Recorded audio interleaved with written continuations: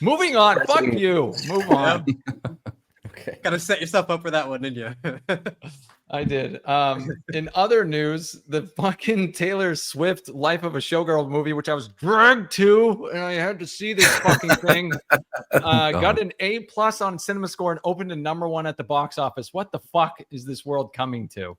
Didn't the last Taylor Swift document, I think it was 2 years ago now, weren't they selling out of those tickets like literally within minutes? So much fucking money. Like it was so much that they had to actually add like another 2 weeks of showtimes or something like that because they were selling out so fast. So I'm not surprised at this.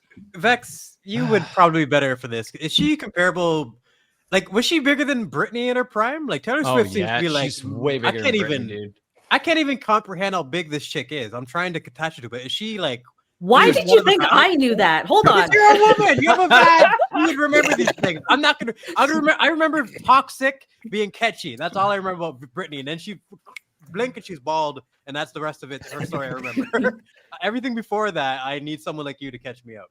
I don't follow Taylor Swift at all, man. Oh, okay. I would argue because a lot of kids like her, and I worked with a lot of students that have like her merch and all of that stuff. So I would argue that she might have a little more influence in that respect on a younger generation, but she doesn't have the longevity that Britney does because Britney is still iconic past her prime. I don't think Taylor's gonna have. Dude, Taylor Swift's been fucking popular. This is me having to defend Taylor Swift. What is this world coming to? This bitch has been fucking popular for like 20 years, and she has this tour called Eras because there are different eras. She's like generational. When I had to go see this fucking piece of shit, there were like 10-year-olds there, man, and 40-year-olds. What more can you ask for besides generational? I wouldn't say talent. So okay, so you're confirming this. Someone in the chat said no way she's not bigger than Britney, and then yes, she is. And then someone after said she's bigger than Michael Jackson. So like, which one? Hold on. I don't know about Michael Jackson. Okay, there we go. Because I'm just like, what are we doing here at this point? I feel like I don't know. I don't listen to her music, so I can't really track her success. But I need to hear it from you guys. But she just seems that everything she touches turns to gold. It seems like.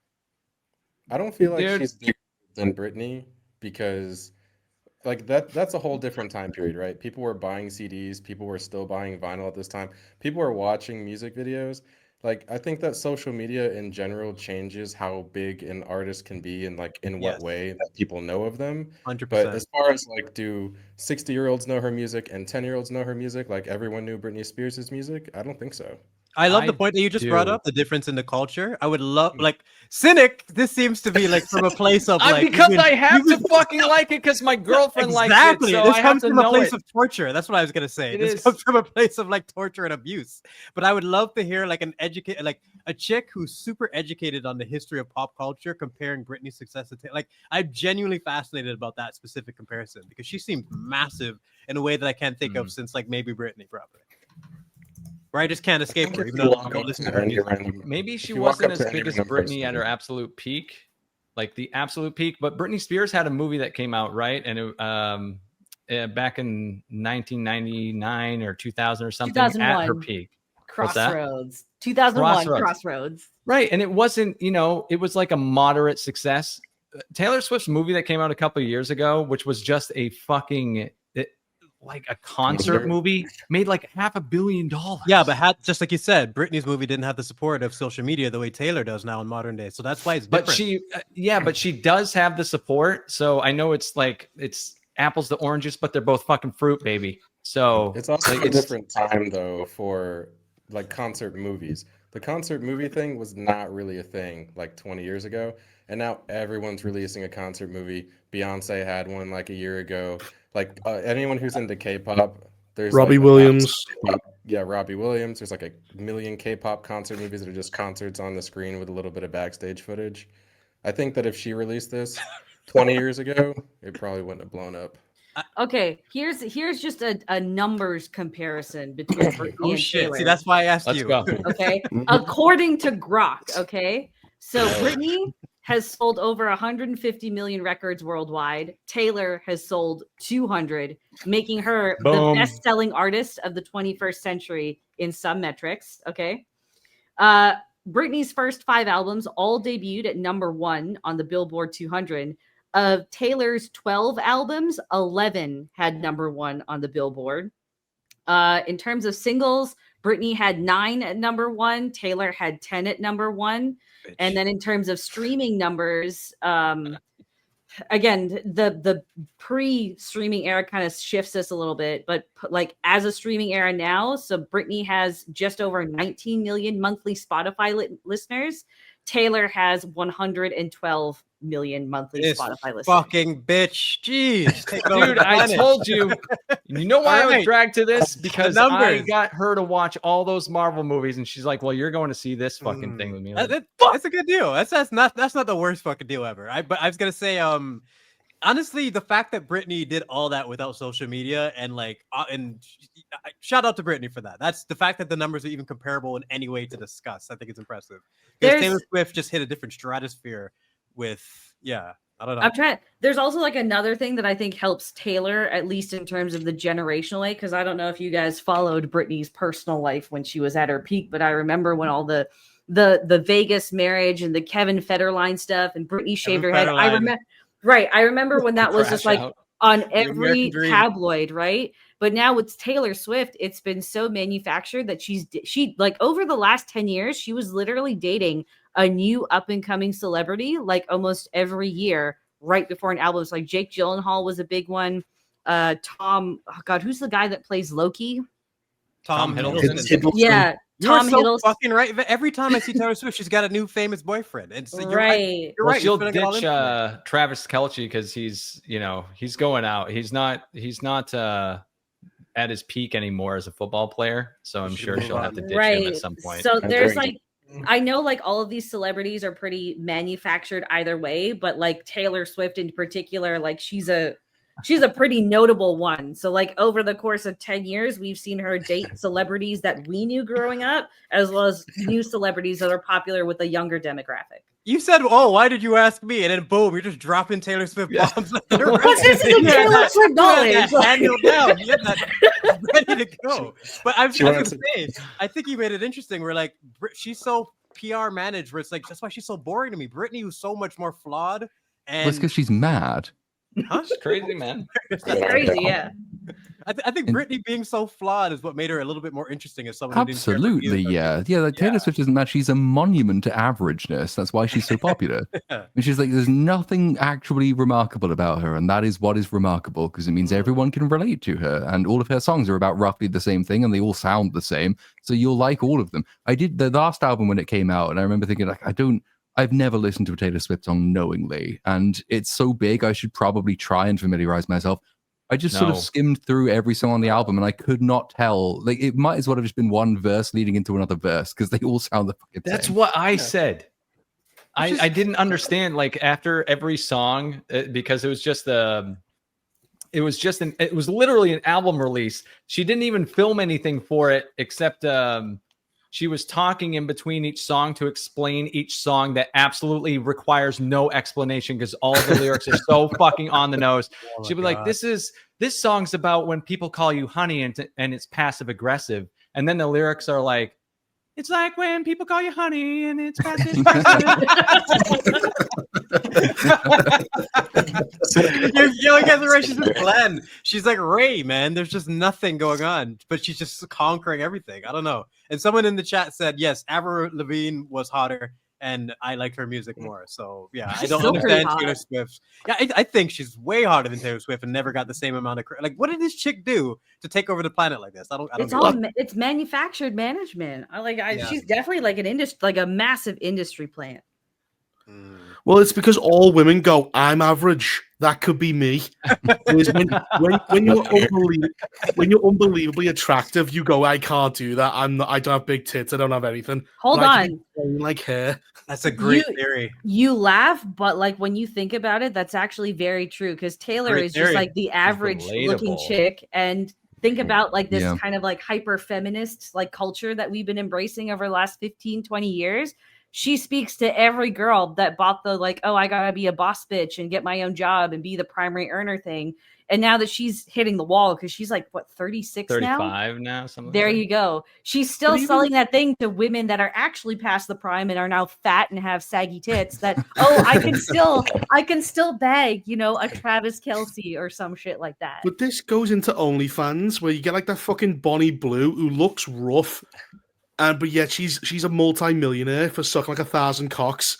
But she's like a plain average girl. Oh yeah, but there's a big difference there because like she's exploiting like lonely, silly men who will fuck literally anything with a vagina and some things without. So like that's different. Whereas Taylor Swift is appealing to women. That's like I almost don't want to downplay it. The appeal to normalcy is such a huge part of it because she is non-threatening. She is eminently relatable.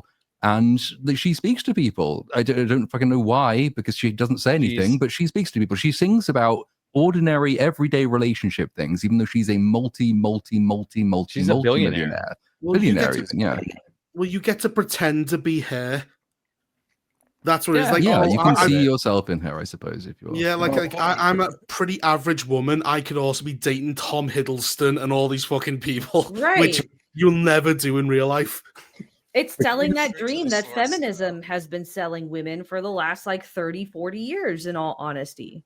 Well, you see this in films as well. What's The Invisible Man? Where a rich, handsome millionaire, spends $3 million just to beat up his plain wife.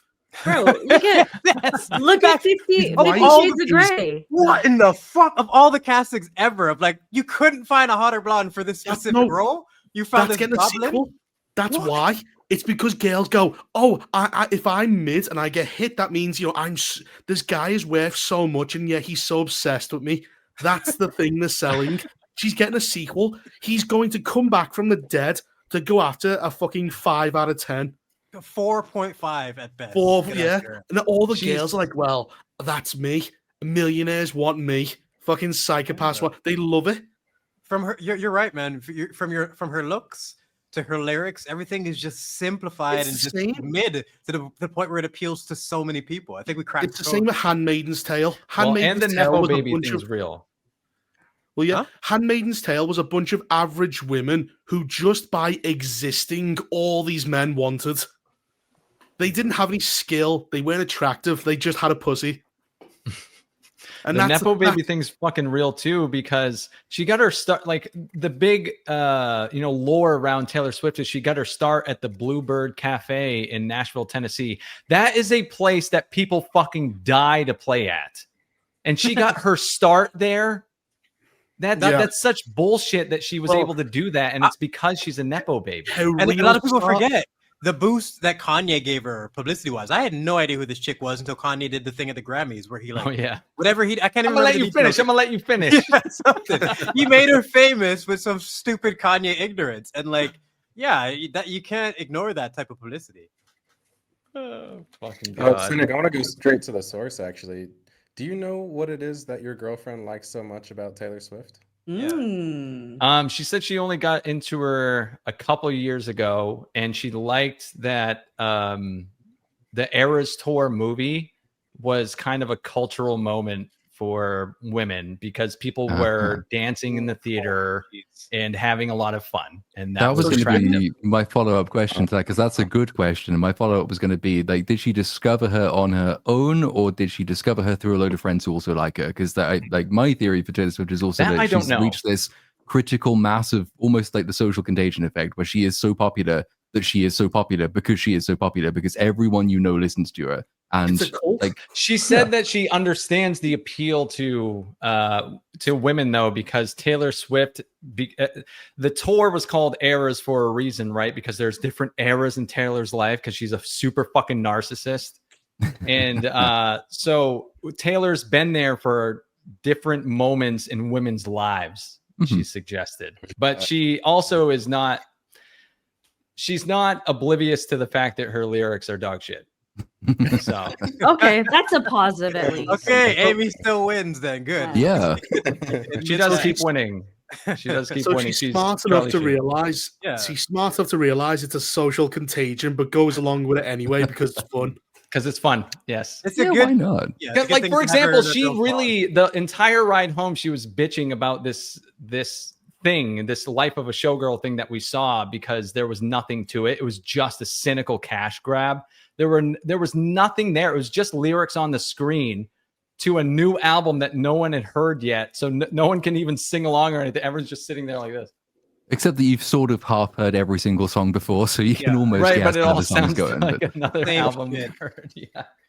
But couldn't you why has if she's always there for someone else's, all these girls' lives, how many times has Taylor Swift been dumped?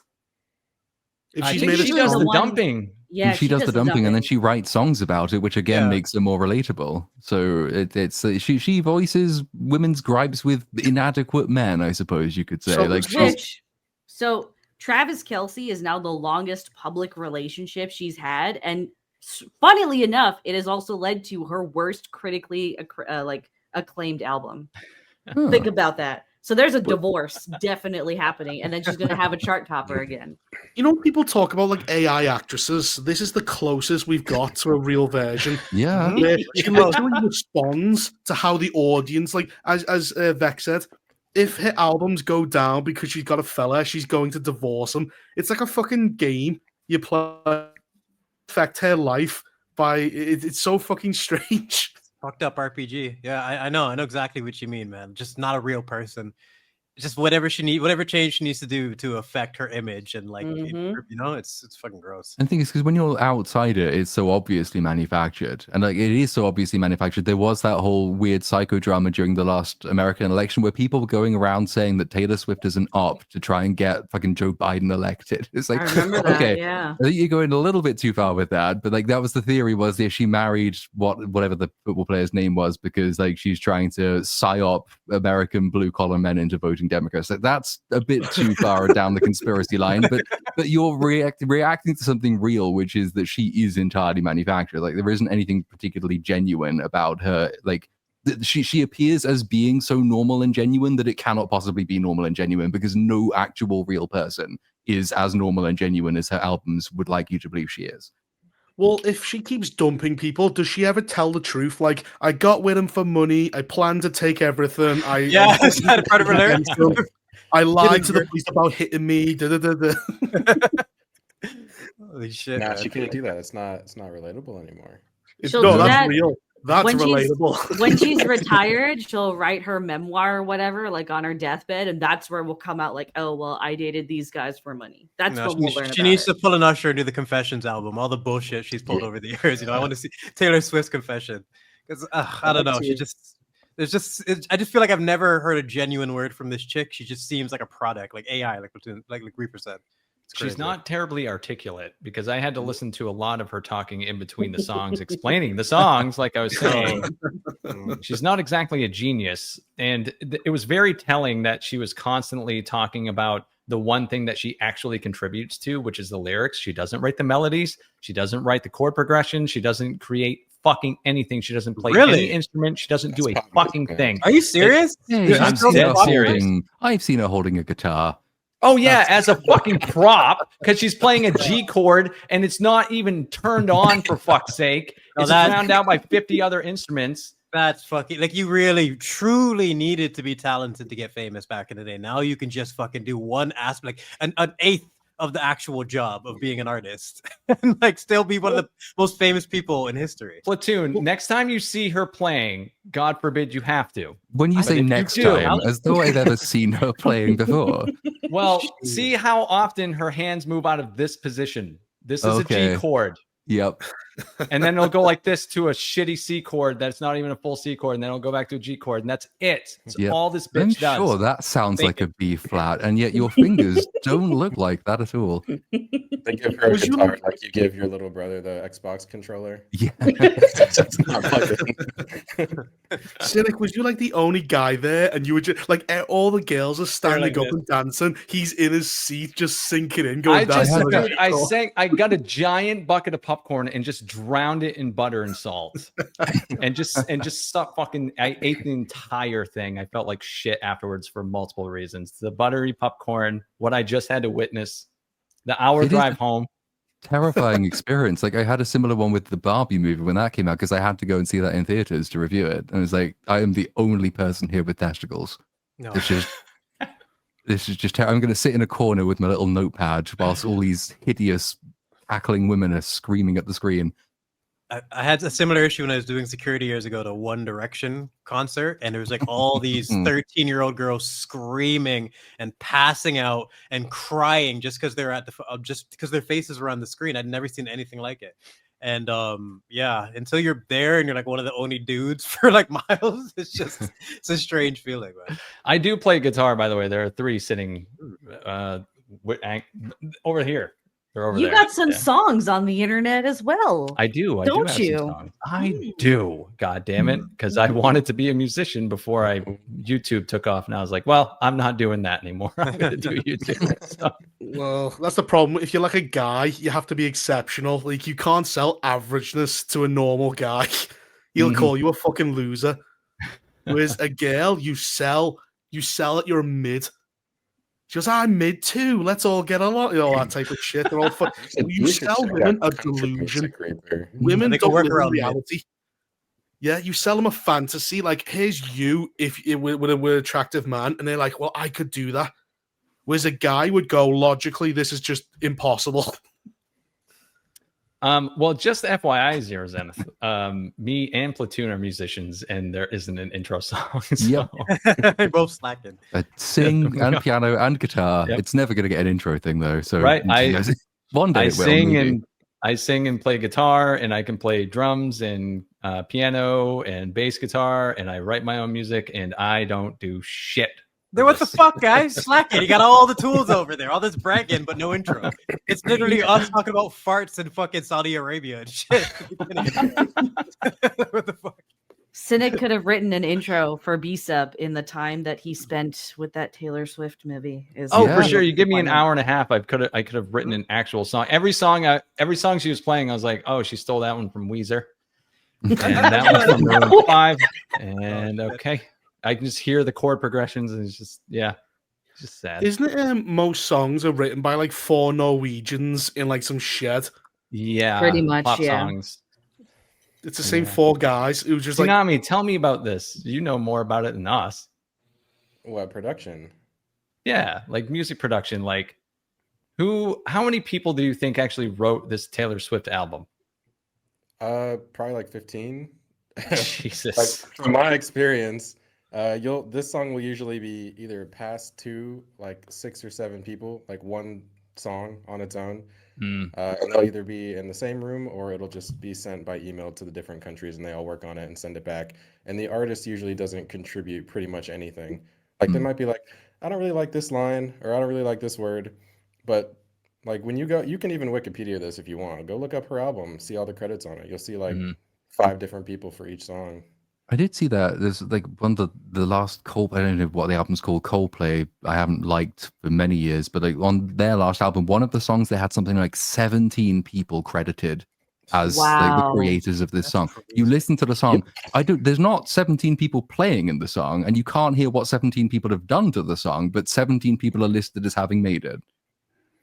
Yeah, and you can also have certain songs, like I've done demos where I did like 95% of the work, and then the credits went to like 8 different people because they were like in the room with the artist. Wow. That's fucking crazy. That's gross. Is that like in films we have like executive producer and they're just there? Someone had one idea in the room, and then their name has to be on the thing.